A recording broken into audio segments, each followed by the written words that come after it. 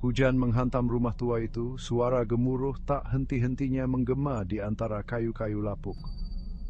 Angin melolong seperti binatang buas yang tersiksa, mengguncang jendela-jendela di bingkainya. Petir membelah langit, sesaat menerangi rumah itu dengan cahaya kebiruan yang menakutkan. Bayangannya terentang panjang dan mengancam di halaman yang ditumbuhi rumput liar. Di dalam, udara terasa berat dan lembab, pekat dengan bau jamur dan pembusukan. Sosok tunggal, seorang wanita muda bernama Anya, meringkuk lebih dalam di balik mantelnya yang tipis. Dia mencari perlindungan dari badai. Tertarik ke rumah itu oleh seberkas cahaya di jendela yang jauh, suar di tengah amukan badai. Sekarang, saat badai mengamuk di sekelilingnya, dia merasakan rasa tidak nyaman yang semakin besar. Tusukan di belakang lehernya yang menunjukkan adanya mata yang tak terlihat. Anya menggigil, menarik mantelnya lebih erat. Keheningan di antara amukan badai itu sungguh mengerikan. Hanya dipecahkan oleh derit rumah tua itu seolah-olah bernapas sirama dengan angin. Dia mengatakan pada dirinya sendiri bahwa itu hanya badai, hanya rumah tua yang berderit. Tetapi rasa takut, dingin dan lembab mulai mencengkeram hatinya. Anya memberanikan diri masuk dengan hati-hati ke dalam rumah. Langkah kakinya menggema di atas lantai kayu yang kosong. Udara semakin dingin, bau apak semakin kuat saat dia bergerak lebih dalam ke jantung rumah. Jaring laba-laba menempel di wajahnya, tebal dengan debu dan perjalanan waktu. Dia menemukan dirinya berada di tempat yang dulunya merupakan lorong besar. Sekarang sudah pudar dan membusuk. Hanya diterangi oleh kilatan petir yang sesekali terlihat melalui jendela-jendela yang tertutup rapat. Sebuah cermin besar berornamen tergantung di salah satu dinding, permukaannya kusam dan buram. Anya berhenti di depannya, napasnya tercekat di tenggorokannya. Untuk sesaat, dia pikir dia melihat sesosok berdiri di belakangnya. Kesan singkat dari kegelapan di dalam pantulan yang berputar-putar. Dia berbalik, jantungnya berdebar kencang, tetapi tidak menemukan apapun. Suara rendah, seperti bisikan, mengirimkan getaran ke tulang punggungnya. Sepertinya suara itu berasal dari ujung lorong, dekat pintu yang sedikit terbuka. Anya ragu-ragu, terpecah antara keinginan untuk melarikan diri dan dorongan aneh untuk mengungkap sumber suara itu. Rasa ingin tahu teman yang berbahaya di tempat angker ini mendesaknya untuk maju. Selangkah demi selangkah dengan hati-hati, Anya mendekati pintu. Bisikan itu semakin keras, berubah menjadi paduan suara-suara bergumam, terlalu rendah dan tidak jelas untuk bisa dibedakan kata-katanya. Udara terasa semakin dingin, membuat bulu kuduk di lengannya berdiri. Tekanan aneh terasa di telinganya, seolah-olah dia sedang turun ke jurang yang dalam dan tidak diketahui. Anya sampai di pintu, tangannya gemetar saat dia membukanya. Ruangan di baliknya gelap gulita, kegelapan yang absolut, menelan cahaya yang sedikit dari lorong. Bisikan itu semakin kuat, berputar-putar di sekelilingnya, seolah-olah menekannya dari segala arah. Dia bisa merasakan jantungnya berdebar kencang di dadanya, seperti tabuhan drum yang panik di antara tulang rusuknya. "Halo?" panggil Anya. Suaranya tipis dan nyaring dalam kegelapan yang menyesakkan. Satu-satunya jawaban adalah bisikan itu, yang sekarang diwarnai dengan nada jahat seperti tawa mengejek. Ketakutan, tajam dan dingin, menyerai mendesak suwimbaci berusaha melarikan jugumbing badai. Sebelum Anya sempat mundur, kilatan petir menerangi ruangan itu. Dia tersentak, darahnya berubah menjadi es di dalam nadinya. Bayangan menari-nari dalam cahaya yang berkelap-kelip, aneh dan memanjang, meliuk dan berubah bentuk seolah-olah hidup. Mereka tampak menggeliat dan meraih ke arahnya. Gerakan mereka yang sunyi dipenuhi dengan niat yang mengerikan. Secepat datangnya, petir itu lenyap, menjerumuskan ruangan itu kembali ke dalam kegelapan. Bisikan itu seolah-olah menekannya, mencekiknya. Anya terhuyung mundur, tangannya meraba-raba gagang pintu, napasnya tersengal-sengal panik. Sesuatu menyentuh kakinya, dingin dan berlendir, mengirimkan gelombang teror ke seluruh tubuhnya.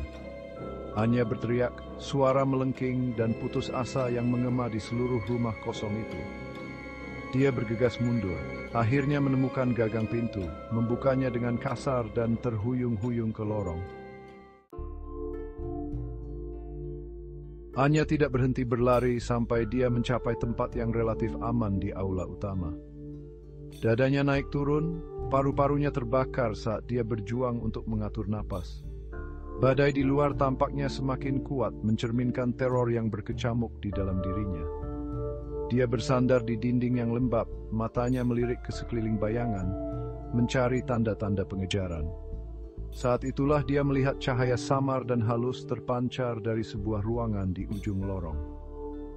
Cahaya itu berdenyut lembut seperti suar dalam kegelapan, menariknya ke arahnya. Secercah harapan rapuh dan tidak pasti muncul di dalam dirinya. Mungkin pikirnya, ada seseorang di dalam rumah itu, seseorang yang dapat membantunya. Dengan napas dalam-dalam, Anya mendorong dirinya dari dinding dan mulai berjalan hati-hati menuju cahaya itu. Setiap derit lantai, setiap desiran angin di balik jendela-jendela yang tertutup rapat, mengirimkan gelombang ketakutan baru padanya.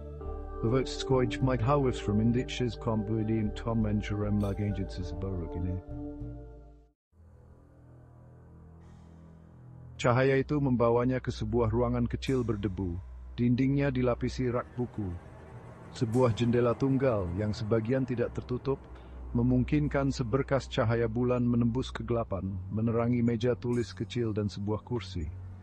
Di atas meja, sebuah lentera berkelap-kelip menghasilkan bayangan panjang yang menari-nari di dinding. Tatapan Anya tertuju pada cermin yang tergantung di atas perapian.